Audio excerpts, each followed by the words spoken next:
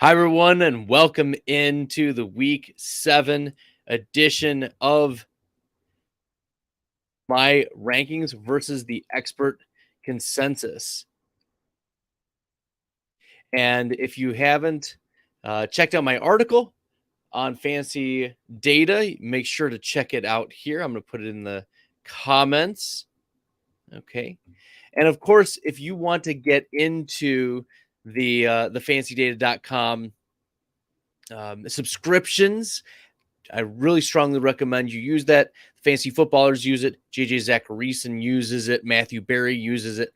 I use it for my data analysis. You should be using it too. Use promo code FFF20 for 20% off any level subscription for fantasy data. And you'll get access to not only the NFL stats, but also NBA stats. Now the NBA season is kicked off. Major League Baseball, NHL, they've got the major sports data. And you can use the promo code 20 FFF20 for 20% off your subscription, any size, large or small. So definitely check it out. Use this promo code, check it out, and then you'll be able to use all of the data that I use, that other experts in the industry uses. Okay, awesome. Well, now that we've gotten those dropped, I also want to talk about some news that dropped yesterday. Christian McCaffrey traded from the Carolina Panthers to San Francisco 49ers, and that dropped almost at about the same time that Taylor Swift Midnight's album dropped. So it's shaking everybody. The whole world is shaking. Taylor Swift, fantasy football, the whole bit. It is getting shaken. What a way to kick off week 7. And now I'll talk for about a minute about the Christian McCaffrey trade to the San Francisco 49ers. His presence, I'm not sure exactly how it'll impact, but in thinking about it over the last 24 hours or so, it can't be great news for Christian McCaffrey or for the other weapons in this offense. Deebo Samuel, Jeff Wilson, Elijah Mitchell, George Kittle, Brandon Ayuk. Somebody's role is gonna get condensed, and Elijah Mitchell's already on IR. Jeff Wilson's probably the first man out. He's probably the first big stone to move, but also because Deebo Samuel and Christian McCaffrey, both close to the line of scrimmage type of players, both talented pass catchers, both also rushing the ball. Deebo is probably there seems a redundant skill set there. Not exactly the same, obviously, they play different positions, but there is an overlap more so than like a Brandon Ayuk. I think George Kittle is popped down just a little bit. We've seen in the past how running backs and tight ends typically pull from the same well out of the target share. So I would say the least impacted of the weapons would be Brandon Ayuk. He's still going to be running his routes like normal, but the Deebo Samuel skill set's redundant. Jeff Wilson's probably going to get bumped out. Elijah Mitchell's probably going to get bumped down. George Kittle, I mentioned before. So, but it's great. This is great news for one particular player, and that is Jimmy Garoppolo. Jimmy Garoppolo, I think, he should be consistently ranked in the top 14 of quarterbacks. He's been a top 10 quarterback each of the last 2 weeks without Christian McCaffrey. So I won't move like the 49ers very much this week for week 7. Like, I'm not going to say, oh, you should be starting or not starting Christian McCaffrey. I think that you probably are going to be starting Christian McCaffrey based on who you have and who you drafted in your league. But, I'm not moving up Jimmy Garoppolo in my rankings because it's 72-hour turnaround from when Christian McCaffrey was traded. I'm also not moving Deebo Samuel or Brandon Ayuk just for week 7. But for week 8 and onward, there are going to have to be some shifts. And I think that we will be able to use week 7 to to at least have some data to extrapolate from what does the coaching staff want to do with these players and how are they going to coexist in this 49ers offense. So you're probably going to play Christian McCaffrey unless he is ruled inactive. Now, before we get into the players I want to talk about, I've continued to find success in the FantasyPros Accuracy Rankings contest. Last week, I finished 64th overall in the contest out of about 210 rankers. And entering week 7, I'm 23rd overall in accuracy out of 211 rankers year to date. That's including being the 10th most accurate ranker for wide receivers. And this is just a reminder that I also take part in advising Fantasy Data's weekly rankings. They're an excellent resource for anyone looking to win their league, along with player projections and advanced metrics. Follow me on this journey as I highlight a few players I want to be higher or lower than the consensus for week 7. Without further ado, let's jump into it. At quarterback, my higher ranked quarterback for this week is Kenny Pickett. Kenny Pickett, the quarterback 24 in expert consensus, but he is my quarterback 16 for this week. The first round pick of the Pittsburgh Steelers got in full practices this week. He's going to be good to go for Sunday against the Miami Dolphins. And in his short career, Pickett's thrown for over 500 yards. He has 3 total touchdowns. He's rushed for over 40 yards. And that's over the course of, yes, 3 games played in, but probably only 2 games worth of play. So if I were to say, he's probably played 2 games worth of snaps, that's about 250 passing yards, 1.5 touchdowns, and 20 rushing yards, which is a respectable amount for a rookie quarterback. He ranks first in catchable pass rate, first in deep ball catchable pass rate, second in pressure completion percentage, fourth in deep ball accuracy, and 11th under pressure accuracy rating. And now he gets the Dolphins. Dolphins have been a positive matchup for quarterbacks this week. We've seen some shootouts for the Dolphins, and they've given up the 6th most fantasy points, 8th most passing touchdowns, 9th most yards to the quarterback, and 2nd most rushing yards. So that's a sneaky little over that you can consider if you're planning to do player props for Kenny Pickett, the over on Kenny Pickett rushing yards. And given how the Miami offense is structured, we expect Tua Tagovailoa to be the quarterback for this game and him to get the ball to Jalen Waddle and Tyreek Hill, both of whom I expect to be active for this game. As a result, the Steelers are going to have to be passing more. We saw Kenny Pickett have a 50 pass attempt game in his first full start in his 2nd game of the season. So that's a positive game script for Pickett's fantasy prospects. I want him as a mid to higher quarterback to this week instead of the lower quarterback 2 that he's being ranked right now. Let's move on to Trevor Lawrence. Trevor Lawrence, the quarterback 12 on the week. I have him at quarterback 17, and I might even move him down a little bit lower. This is not a smash matchup for Trevor Lawrence. And frankly, when we zoom out at what Trevor Lawrence has done this year, it's really difficult to predict, and he's not been consistent. Okay, the Jags quarterback is finished 4th at his position fantasy points. That was week 6. He had another week where he also finished 4th in fantasy points, but he did finish 4th in week 6 after having 2 rushing scores. Those are not predictable. Those are not sticky. It's fluky. What's concerning, for me though, is that Trevor Lawrence has thrown for fewer than 175 pass yards 2 of the last 3 games, and he's had Christian Kirk, right? So there are concerns. He's thrown no more than 23 passes in those contests, and Lawrence, yes, he has like that top 4 ceiling that we've seen a couple times, but he also has 3 finishes outside the top 20 of quarterbacks. Like, it's within the range of outcomes, not just within the range of outcomes, but it's bust games have comprised a significant portion of Trevor Lawrence's outcomes. Okay. And you're thinking, well, like, what kind of matchup does he have really against the New York Giants? Well, the Giants have given up the 11th fewest fantasy points and 8th fewest passing yards to quarterbacks. And this is not a formula for success, at least fantasy success for Trevor Lawrence. Julian Love, Fabian Moreau, and Adoree Jackson all predict as difficult matchups against Jaguars wide receivers this week. And that's going to limit Trevor Lawrence as a downfield threat. Lawrence already has struggled with throwing the ball deep this year. He's ranked 31st in deep ball completion percentage, 34th in deep ball accuracy, 33rd in deep ball catch rate.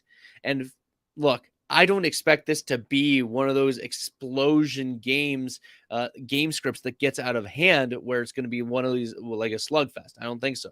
Vegas only projects 43 points between the New York Giants and the Jacksonville Jaguars. So I don't anticipate this being a slugfest. It's going to be hard for Lawrence to bounce back.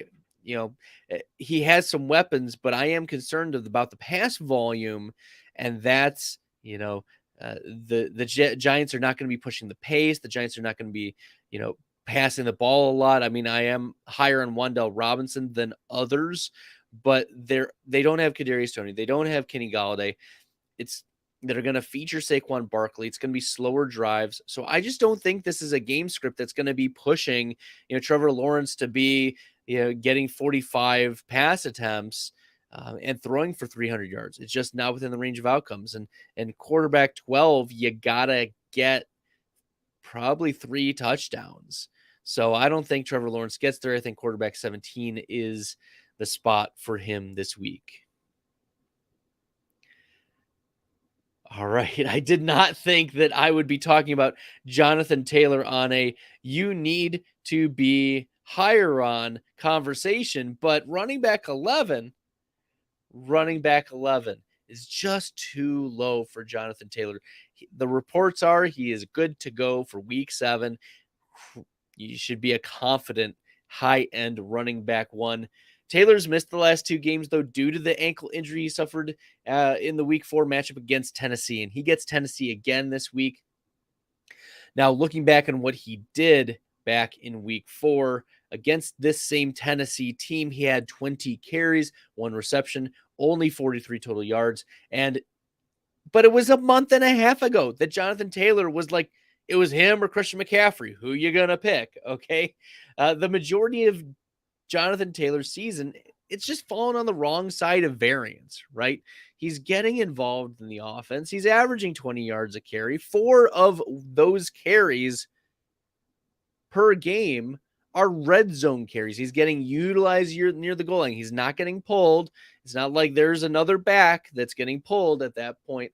But what's really encouraging is Jonathan Taylor's 20 or more routes per game. He's done so 3 of his 4 games. In his previous 32 games, he's only done that 3 times. So yes, Jonathan Taylor is running a lot more routes, which is why you need to be a little bit lower this week on Nyheim Hines. Okay. And he's getting massively involved in the offense. He doesn't have a lot to show for it. He only has 1 touchdown on the season. So Michael Pittman's healthy. Jonathan Taylor is back. Alec Pierce has taken a step forward. We've seen a boom game recently, like last week from Matt Ryan, that he's got juice left to move the ball down the field. I think this is a prime bounce back game for Jonathan Taylor. I think that, this is not a post-hype sleeper, but like, how can you forget Jonathan Taylor? You've got lowered expectations. I think you need to raise your expectations back up. That's what I'm saying here. Jonathan Taylor's running back 4 for me. The consensus has him at 11. Now, with Damian Harris expected back, I think the consensus ranking is still hung over from Stevenson's running back 1 overall finish in week 6. In 5 games that Stevenson has played 50% or more snaps, and Damian Harris also played, he's finished on average as the running back 22. Okay, so back end running back 2. Fine. He's had 2 of those games be top 10 games, but 2 of those games were running back 30 or worse. Running back 30 or worse. One of them was running back 50. So that was pretty bad. But and that's what I mean. So he played 50% of the snaps.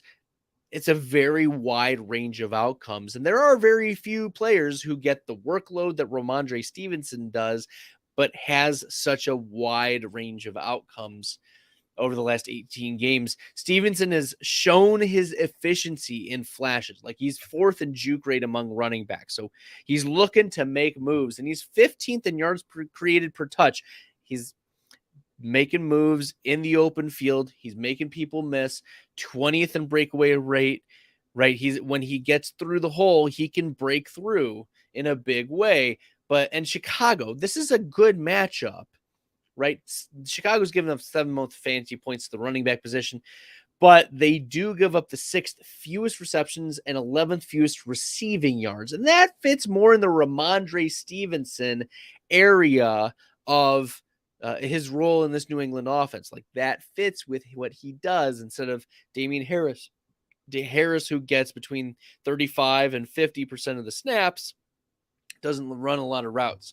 I mean, even this year, when James White has since retired and Ty Montgomery is on IR, even then, Stevenson has run 87 routes in 6 games.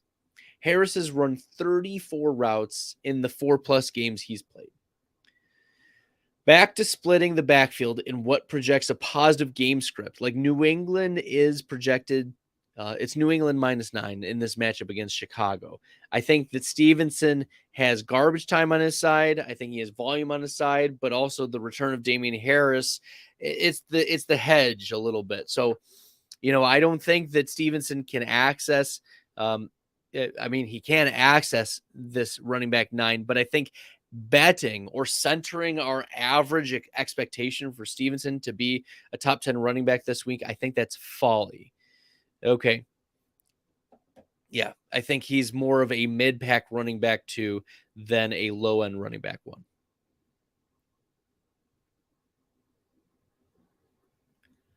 One of the wide receivers I'm really excited about, and I had been excited about, Wandel Robinson, since the offseason.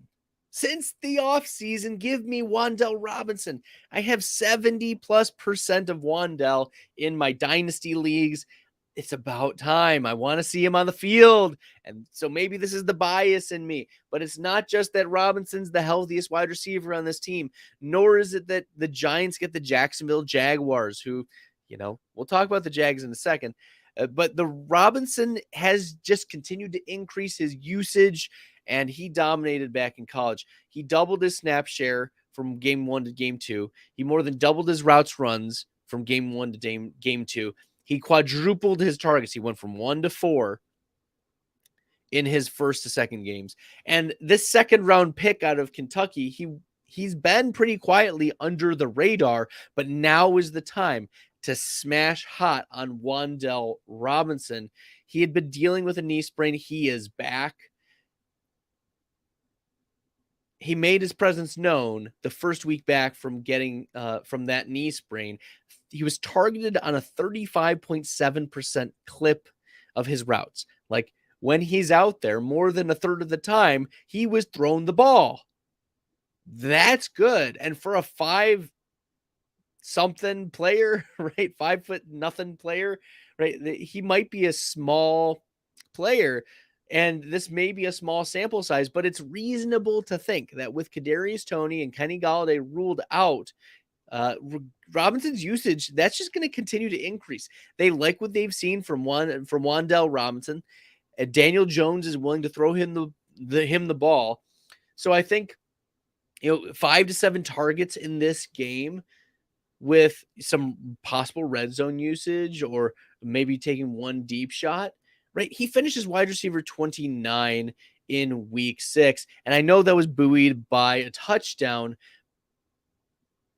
but I think offsetting the touchdown variance in week 7 with an increased role is good for Robinson. And I have him as a top 36 wide receiver. He's a flex consideration in deeper leagues for the Giants. My lower ranked wide receiver this week, Juju SmithSchuster, wide receiver 27. expert consensus, I have him at actually wide receiver 37 because Wandel is wide receiver 36, but he's outside my top 36. And this is the perfect formula for betting on off of Juju, if you will. Fade a player following a blow up performance, and he's facing a tough defense. There's the stars aligning, right? Juju SmithSchuster gets the San Francisco 49ers, who allow the 5th fewest fantasy points, 3rd fewest touchdowns to wide receivers so far this season. And per PFF, per Pro Football Focus, Juju SmithSchuster is projected to line up most against Charvarius Ward. I know some sites have said, oh, Charvarius Ward is going to line up against Marquez Valdez-Scantling or Sky Moore or Mecole Hardman. No, PFF says that Juju is going to play the majority of his snaps aligned across from Charvarius Ward, who is the 3rd highest defensive graded cornerback in the NFL. And we have seen Juju struggle against difficult coverages, okay?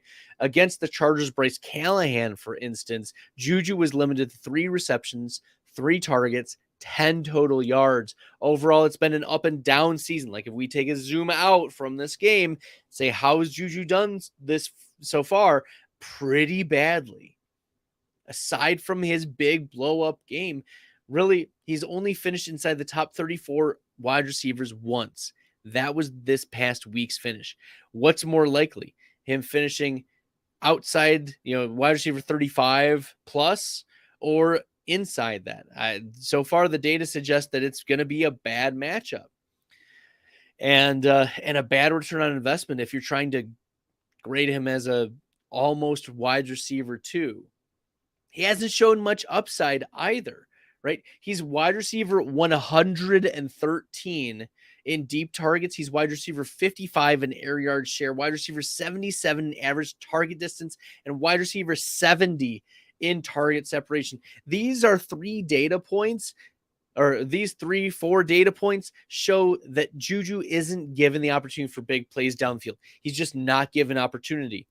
He's not even a full every down player, right? He's wide receiver 59 in snap share. Okay, he's playing like 75% of the snaps. Yeah, that's like majority, but it's not what you're seeing from like the Devontae Adams of the world. Okay, the wide receivers you don't pull off the field. Juju gets pulled off, and when he actually does play, it's low depth of target, right? He doesn't get a lot of air yards, and he doesn't separate well either. So don't be fooled by Juju SmithSchuster. He's more of a floor PPR flex consideration than a high-end wide receiver 3. Okay. And I wouldn't even, I know Matthew Berry likes to describe some wide receivers as he's a wide receiver 3 with upside. Juju SmithSchuster is not a wide receiver 3 with upside. Okay. He had one good game, and he's been mostly just a wide receiver 3 moving forward. You don't need to be optimistic about Juju. Don't chase the points. Don't chase the touchdown from last week. In fact, Juju hadn't had a touchdown since week 17 of the 2020 season. Don't chase the touchdowns. Don't chase the fantasy points. Things are going to level out for Juju SmithSchuster. Mark my words. My higher ranked tight end on the week, Gerald Everett. And Everett's averaging 6 targets, 4 receptions, 4 yards per game. That's pretty good. He has 2 touchdowns on the season. That's fine. But the Chargers face Seattle. You can see where I'm going with this. They've given up a massive amount of points to the tight end position. And yes, that does talk about Taysom Hill. But I'm not going to include Taysom Hill's stats in what I'm going to share with you here. Tight ends, not including Taysom Hill, who start for their team, are averaging 4.5 receptions, 70 receiving yards, and half a touchdown on the season. That is on average 12.3 fantasy points in half PPR. That would be anywhere between the tight end 3 and tight end 6 on the week. And look, Keenan Allen may be back for this week, which obviously I would have to move Gerald Everett down. I'm assuming that Keenan Allen is out, but Josh Palmer is ruled out officially. Everett has been the tight end 5 in targets, tight end 8 in receiving yards, and 10th in air yards among all tight ends. So I know that Allen may be back, but Palmer being out also gives Gerald Everett enough opportunity. I think this is a good matchup for Gerald Everett. The opportunity and matchup give me reasons to be bullish on Gerald Everett. He's my tight end 3 behind Kelsey and Andrews in week 7. He's the consensus tight end 8. If we get official word that Keenan Allen's going to play, I think I'll move him down just a little bit. But I want to be bullish on Gerald Everett. This is a matchup I don't want to overlook. Finally, let's talk about my lower ranked tight end, and that is TJ Hockenson. TJ Hockenson, oh boy, I hope the bye week did wonders for him as he finished tight end 46 against New England week 5. That means that every single other team had a starter that did better than Hockenson, and then half of their backups did better than Hockenson against New England. Now, his 1 reception for 6 yards on 4 targets, that was his worst performance of the year for sure. But it was also his worst performance since week 10 of 2021, where he finished with 0 catches on 1 target and played 94% of the snaps. I don't think Hockenson plummets into the depths of what tight end 40s again. But in games where Amon-Ra St. Brown was healthy and active this year, Hockenson hasn't finished inside the top 10 of tight ends any of those weeks. In fact, he's finished outside the top 20 of tight ends 3 times, all games where Amon-Ra St. Brown was active. He's simply not a first or even a second read in this Detroit Lions offense. I mean, he's getting some target share, but those are designed looks. So he's getting a 19% target share. But you have to understand that one game where he got a massive amount of targets is inflating that overall target share. Look, it's St. Brown first, no matter what. And then maybe we'll talk Swift or Williams out of the backfield, and then it's Hockenson. His tight end 5 scoring, in fantasy points per game, that's deceiving due to the massive game he had against the Seattle Seahawks. So Hockenson is proof that you can have bust games and also boom games against bust and boom games, same player, but different matchups. And Seattle's one of those matchups. I talked about Gerald Everett earlier. Hockenson's always had strong efficiency metrics. Let's not get that wrong. He can run fast. He has had trouble, catching the ball from time to time. He has the bad case of the dropsies. But just like all tight ends outside of the highest tier of Andrews and Kelsey, right? Hockenson does his disappearing act from time to time. He has these games. And this week also poses a problem for Hockenson getting back on track as the Dallas Cowboys give the 5th fewest fantasy points and 7th fewest receiving yards to opposing tight ends. Amon-Ra St. Brown is expected to play, and DeAndre Swift he's questionable, but he's expected to play as well. I think you very much have to lower your expectations for TJ Hockenson. He's not a top 12 option this week. He's my tight end 16. Consensus is tight end 8 or tight end 7. So you should be a lot pessimistic on TJ Hockenson.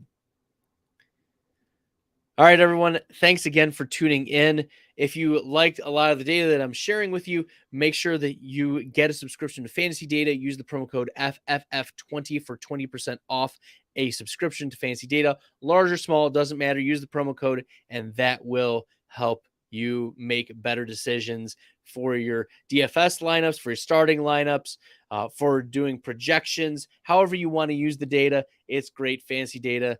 What a great deal. 20% off FFF20 promo code. All right. Thanks, everyone. Appreciate you tuning in. Until next time, good luck in the fantasy football streets for week 7.